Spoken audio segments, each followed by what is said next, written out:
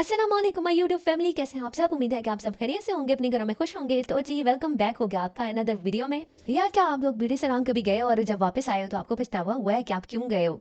तो मेरे साथ ऐसा ही हुआ है। मैंने अभी रिसेंटली एक फंक्शन के लिए ब्यूटी सैलून गई मैं, और मैंने वहाँ पे अच्छे खासे मैंने पे किए। हालांकि मुझे पता नहीं क्या मौत आई हुई थी, घर में मैं इससे अच्छी तैयार हो लेती हूँ, बट फिर भी मुझे पता नहीं क्या हुआ था और मैंने कहा नहीं, मैं ब्यूटी सैलून जाना ही जाना है, क्योंकि मैं कभी भी नहीं गई लाइफ में, फर्स्ट टाइम मैं गई हूँ। और मेरा इतना बैड एक्सपीरियंस रहा है यार, अल्लाह ही पूछेगा इन ब्यूटी सैलून वाले को। मतलब उसने मेरा चेहरे बिगाड़ दिया, पता नहीं 20-25 साल बूढ़ी औरत का मुझे वो उसने बना दिया। और जब मैं घर आई वापस तैयार होके तो मेरे घर वाले मुझे नहीं पहचान रहे थे, सीरियसली यार। तो जब मैं इंटर हुई है तो मेरी मम्मा मुझे देख के और ऐसे शौक हुई जैसे पता नहीं कौन दरवाजे से एंटर हो गया। और मेरे भाई भी मुझे ऐसे घर वाले सारे।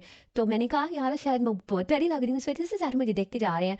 तो देन मैंने अपनी मम्मा से पूछा कि क्यों, मैं कैसी लग रही हूँ। तो कहते एक क्या बांधा आई हूँ। तो देन मुझे रियलाइज हुआ कि नहीं यार, मैं तैयारी नहीं, मैं बूढ़ी लग रही हूँ। सीरियसली मेरा मुंह उसने काला कर दिया था, उस औरत ने, उस लड़की ने, जो ब्यूटी सैलून वाली की ऑनर थी, जिसने मतलब वो खोला हुआ था।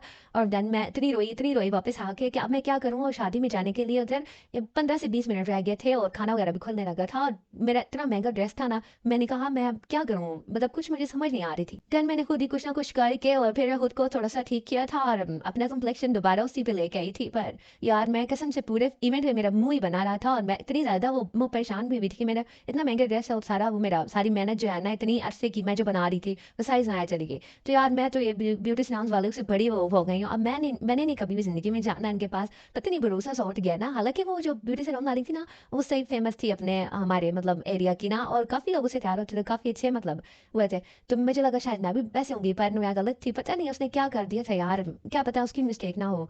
पर जो भी था यार, पर मैं आइंदा कभी भी ब्यूटी सैलून वालों के पास नहीं जाना। मैंने इससे अच्छा तो बना के खुद घर में तैयार हो जाते हैं। और यार समोसे बनाते हुए इतनी देर लगी थी कि अफ्तारी का टाइम भी करीब आ गया था। और यार यहाँ पे मैं दूध सोडा बना रही हूँ, और दूध सोडा यार उन लाल नीले पीले शरबतों से काफी ज्यादा अच्छा होता है। ये पीते ही आपका माइंड फ्रेश हो जाता है एकदम, और रोजा तो भूल ही जाता है कि रोजा रखा हुआ था। और यहाँ कल मैंने गाजर का हलवा भी बनाया था, पर मैं इसकी मेकिंग रिकॉर्ड करना भूल गई थी। बट इसमें भी कोई रॉकेट साइंस नहीं है, दूध और चीनी में डाल के इसको पकाओ और फिर देन घी में इसको भून लो, और गाजर का हलवा तैयार हो जाता है। और अभी भी मुझे बहुत सारा रोजा लग रहा है, क्योंकि मैं रोजे के हालत में ये वॉइस ओवर कर रही हूँ। उम्मीद है कि आपको ये वीडियो अच्छी लगी होगी। अगर आपको ये वीडियो अच्छी लगी तो प्लीज मेरे चैनल को लाइक सब्सक्राइब कर दें। आपसे मुलाकात होगी नेक्स्ट वीडियो में, तब तक के लिए अल्लाह हाफिज।